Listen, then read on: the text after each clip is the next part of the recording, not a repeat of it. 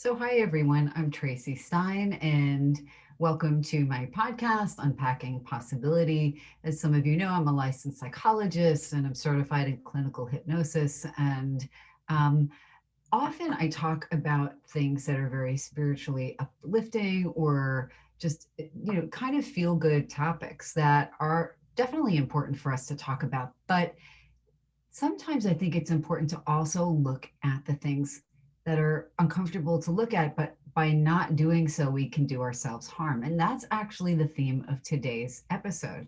So, what you don't know can harm you, but it doesn't have to. And the thing I wanted to talk about is toxic people. Now, everyone encounters toxic people probably more often than we realize a lot of times, but you'll know the toxic people in your own life because you'll just be left with a sense of unease. Or if you think about how you treat them versus how they treat you, you'll find that, wow, they treat you in a way that you would never treat other people. The thing with toxic people is that many of them are so good and so skilled at convincing people that their own experiences, their own emotions, or their own perceptions are not accurate, right? So, for example, that's having a friend who maybe has betrayed your trust in some way, but then leads you to believe that either they haven't betrayed your trust despite the evidence, or that if they did, it's your fault for one reason or another. That's a type of toxic person. Another type of toxic person is somebody who just kind of loves to create chaos, and they get a real charge out of it, but they will deny that that's what they're doing.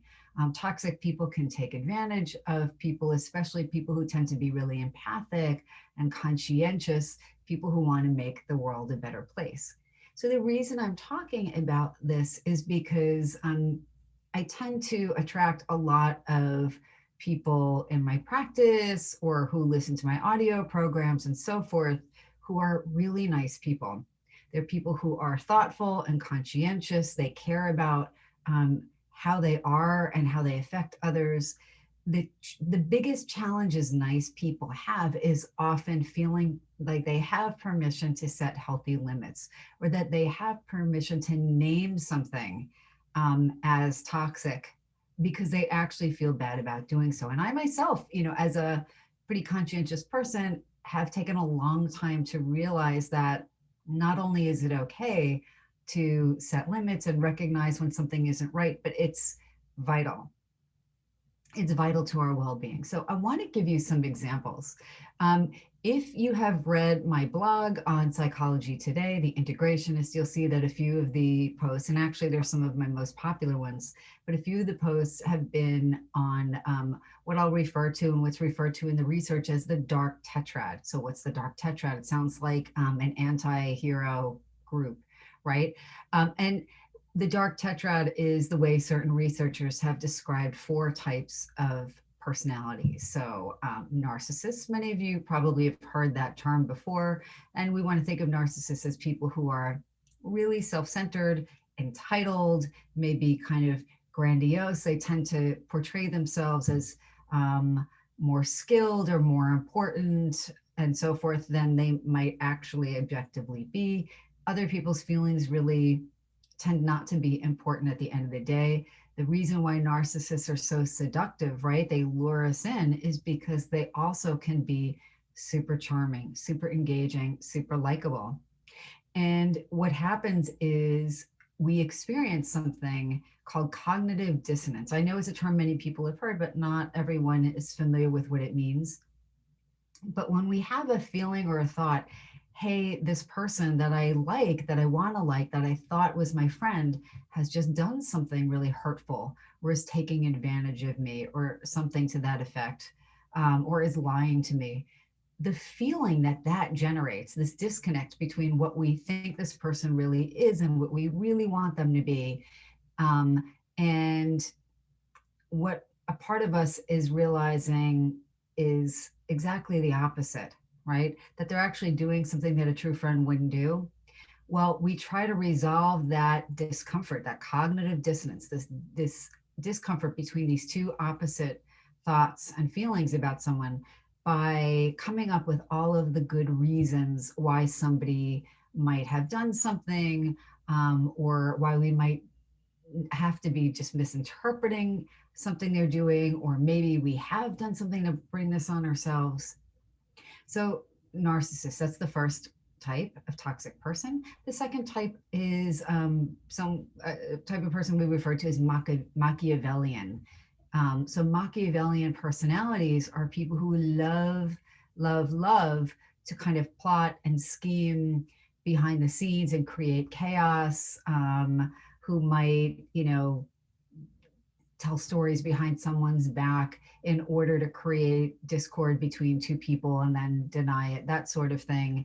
If you've seen, I'm trying to think of a current movie that might be, filled with Machiavellians. Like if you've watched the Game of Thrones, you'll see that there are a lot of people in that series who really like to scheme, right? They like to scheme and plot and create chaos and be the most important person in a way, or the most powerful person, because they're the ones in the know. Um, so another type of personality in that dark tetrad is sociopaths. So we think about sociopaths as people who have, um, no problems breaking rules or breaking the law, or you know, kind of generally do things without any sort of concern for other people's well-being. They All of the people in the dark tetrad would be low on empathy, or the ability to experience something from another's point of view, or even they don't even necessarily have the desire to experience something from another person's point of view. So you might think of somebody who's kind of a serial criminal, somebody who does things that harm other people, because it's a means to an end for them. Not so much that they necessarily enjoy the harm, but it's not a problem for them. That's kind of a sociopathic type of personality.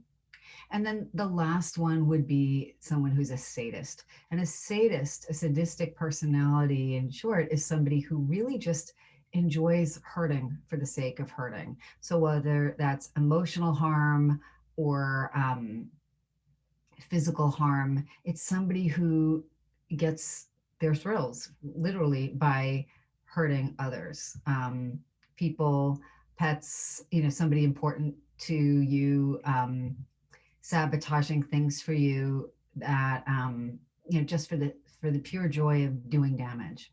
Now, in the psychology world, when we look at things in studies, we try to put people in neat categories by their responses on questionnaires or based on experiments. But what we found is that often there is overlap across these categories. So somebody might be a narcissist who also kind of just enjoys doing things that upset or hurt people. So that would be the sadistic part of them and so forth. Or you might have somebody who is Machiavellian and likes scheming and also happens to commit crimes because they're a means to an end. And there's the thing that's in common with all of these kind of types in that dark tetrad are that they all, again, lack empathy. They don't really care about how they affect you.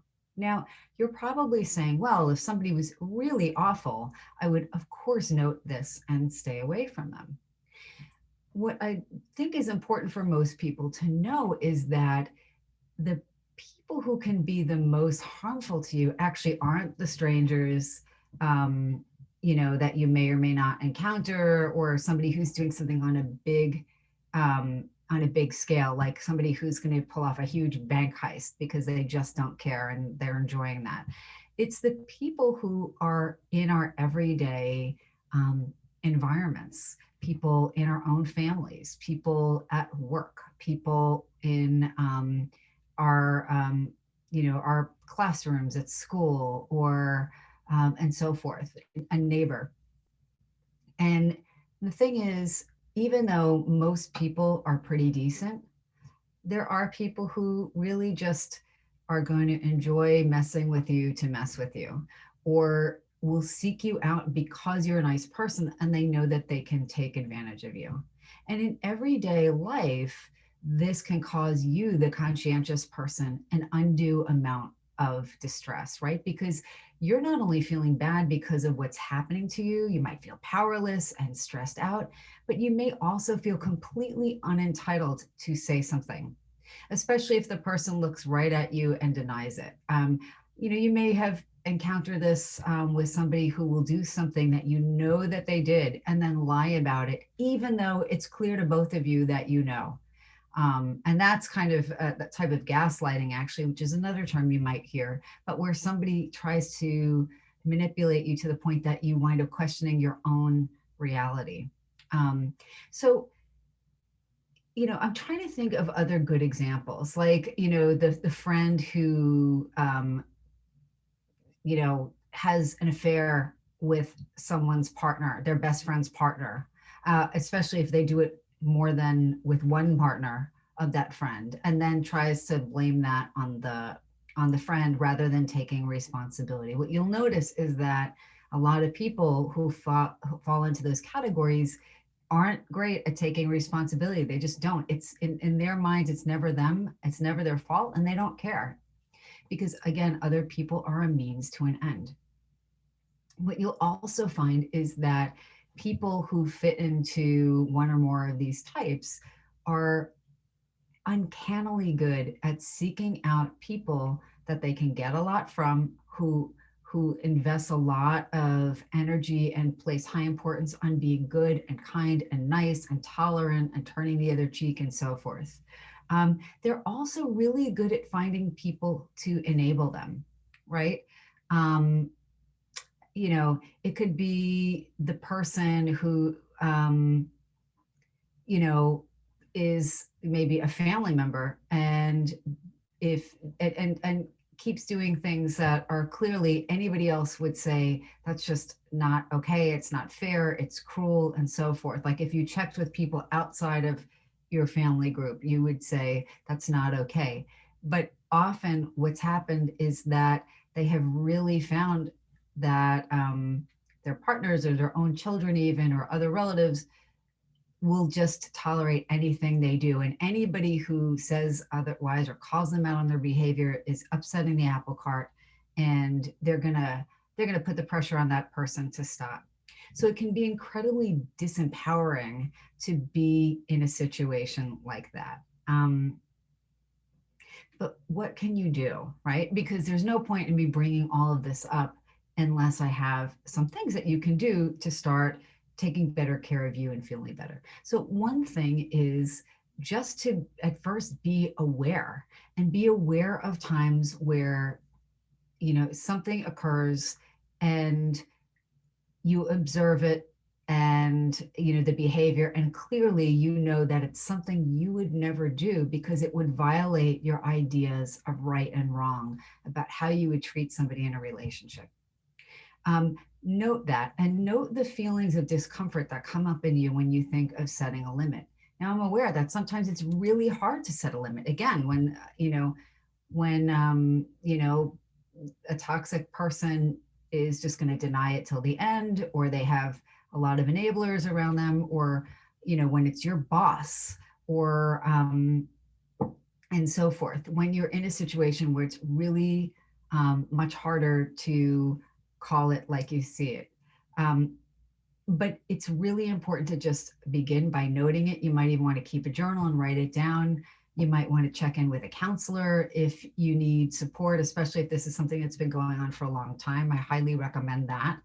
Um, the other thing is when you're not sure, or you feel like, oh, this person, if they are truly and you can insert the role, my friend, my parent, my sibling, my neighbor, and so forth, my clergy person, right? The old lady down the street, it could be anybody. So ask yourself, would I ever treat that person or someone else in this way? And if not, why not? And then think about the values that you hold that would prevent you from doing something like that. Um, and then think about what kind of limits you would want to set. So a part of you will automatically, I want to caution you, will come up with reasons why you can't set the limit. You would be a bad person because this person will be angry with you, even if another part of you knows that's ridiculous, right? You have every right to, and you should stand up for yourself.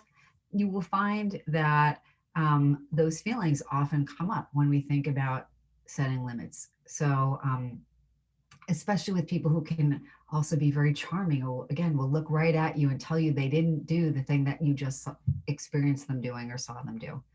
Um, so, one thing you can do is imagine if there were no worries for you about setting limits, what kind of limit would you ideally want to set? Now, one might be just saying, that's it, I'm done, and cutting off contact with that person.